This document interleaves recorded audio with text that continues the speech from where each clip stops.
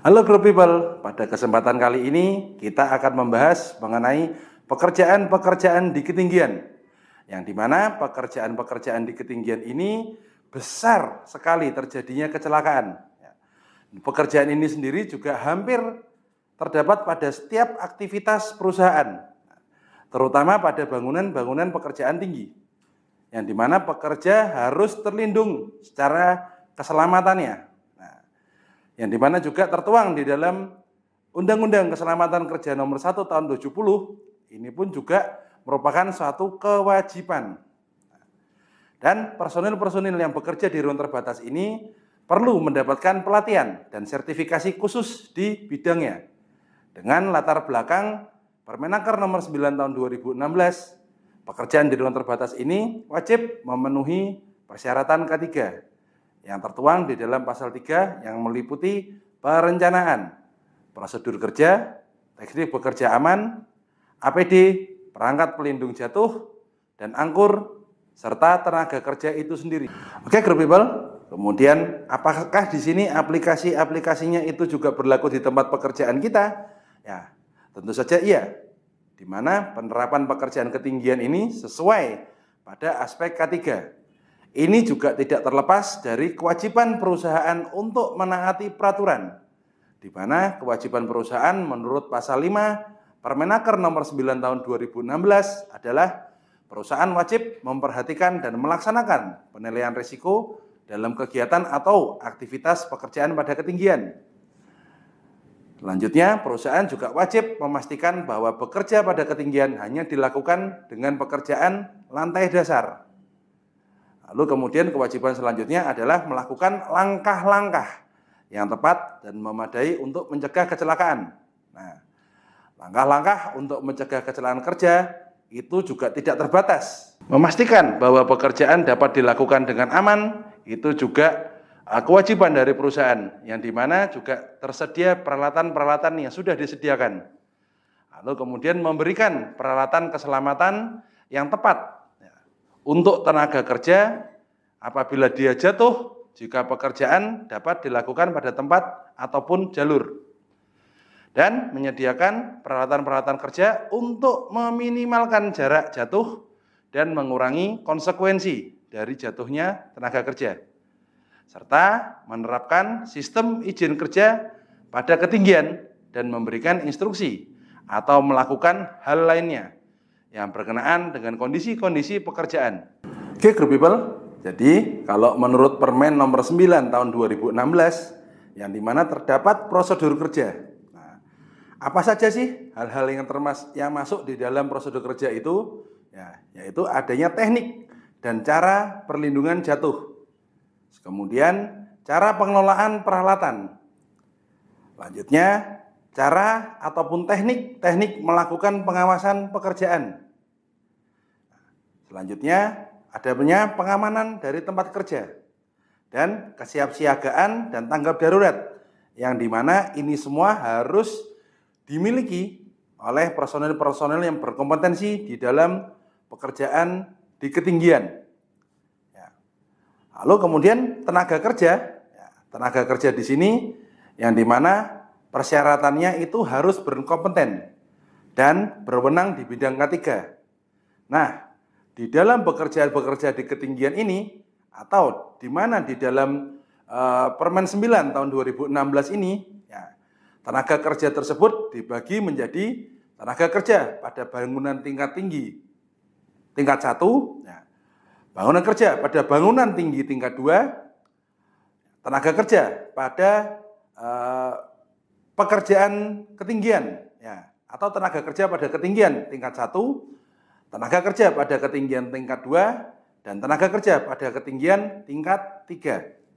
Di dalam tenaga kerja bangunan tinggi tingkat 1, yang dimana merupakan tenaga kerja yang bekerja pada lantai tetap, ya, dan atau pada lantai kerja sementara. Yang dimana, Group People, pada TKP di tingkat 1 ini itu penggunaannya untuk tenaga kerja yang hanya menggunakan tangga. Yang dimana dia bekerja, tugas dan wewenangnya itu bekerja pada lantai dasar ataupun lantai kerja sementara, dengan pelindung jatuh berupa peralatan mandiri. Lalu kemudian dia bergerak menuju ataupun meninggalkan lantai kerja dan atau sementara dengan menggunakan tangga. Terus lanjut kita ke dalam tenaga kerja bangunan tinggi tingkat 2, yang dimana tenaga kerja ini bekerja pada lantai kerja tetap ataupun sementara, serta bekerja atau bergerak menuju dan meninggalkan lantai kerja sementara, serta horizontal dan vertikal pada struktur bangunan atau dengan posisi dan tempatnya miring. Yang dimana untuk tugas dan wewenang di dalam tenaga kerja bangunan tinggi tingkat 2 ini, yaitu dia bekerja pada lantai yang tetap ataupun pada lantai yang miring, ya, dengan alat pelindung jatuh berupa jala, bantalan, atau tali pembatas gerak atau work restraint. Kemudian dia bergerak menuju dan meninggalkan lantai kerja tetap atau lantai kerja sementara dengan menggunakan tangga, serta dia bekerja menuju dan meninggalkan lantai kerja tetap atau sementara secara horizontal atau vertikal pada struktur bangunan, serta dia bekerja pada posisi atau tempat kerja miring dan menaikkan serta menurunkan barang dengan sistem katrol. Lalu TKBT tingkat 2 ini, ya, tenaga kerjanya itu berkewajiban juga untuk melakukan upaya-upaya pertolongan dalam keadaan darurat. Oke, group people, selanjutnya kita akan membahas mengenai tenaga kerja pada ketinggian, yang dimana disingkat dengan TKPK. Yang dimana TKPK ini adalah tenaga kerja yang mampu bekerja dan dia berwenang untuk bekerja, ya, serta bekerja pada lantai yang tetap, lantai kerja sementara, dia bergerak ataupun menuju meninggalkan lantai kerja ataupun lantai-lantai kerja yang lainnya, ya, lantai sementara ataupun secara horizontal dan vertikal pada struktur bangunannya ataupun tempat kerja miring, akses tali, dan atau pekerjaan-pekerjaan dengan sistem katrol atau dengan bantuan tenaga mesin, di mana di dalam TKPK ini atau tenaga kerja pekerjaan ketinggian itu terbagi menjadi 3 jenis, yaitu TKPK 1 yang dimana tugas dan tanggung jawabnya membuat angkur di bawah pengawasan TKPK 2 dan atau TKPK 3 serta melakukan upaya pertolongan diri sendiri. Lalu di dalam TKPK 2 itu sendiri memiliki tugas dan kewajiban untuk membuat angkur secara mandiri, mengawasi tenaga kerja pada ketinggian, serta pembuatan angkur dan mengawasi TKPK 1. Lalu kemudian tugas dan tanggung jawab selanjutnya yaitu TKPK 2 ini dia bisa untuk melakukan upaya pertolongan dalam keadaan darurat pada ketinggian untuk tim kerja. Serta ada TKPK 3 yang dimana dia memiliki tugas dan tanggung jawab untuk menyusun perencanaan sistem keselamatan bekerja pada ketinggian dan melakukan pemeriksaan angkur untuk keperluan internal, serta mengawasi TKPK 2 dan atau TKPK 1. Serta selanjutnya tugas dan tanggung jawabnya untuk melakukan upaya pertolongan dalam keadaan darurat pada ketinggian. Nah, group people, di mana di dalam TKBT dan TKPK ini semua lisensi itu berlaku 5 tahun.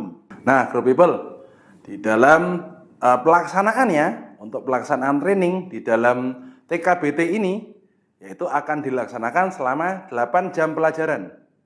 Dan TKPK 1 dilaksanakan selama 25 jam pelajaran.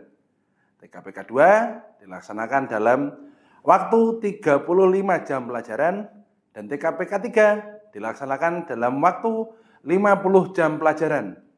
Nah, group people, seperti itu ya untuk kebutuhan tenaga-tenaga kerja di bidang ketinggian dan di mana wajib diterapkan di setiap perusahaan yang terdapat pekerjaan pada ketinggian. Di mana untuk penyimpangan itu bisa dikenakan sanksi. Ya, sesuai Undang-Undang Nomor 1 Tahun 70 dan Undang-Undang Nomor 13 Tahun 2023 tentang Ketenagakerjaan, yaitu di mana untuk sanksi ini baik berupa teguran, peringatan tertulis, pembatasan kegiatan usaha, pembekuan kegiatan usaha, pembatalan persetujuan, pembatalan pendaftaran, penghentian sementara sebagian atau seluruh alat produksi, dan pencabutan izin, hingga denda dan pidana. Oke, Group People, sampai jumpa pada pembahasan topik selanjutnya. Salam semangat dan salam GSI.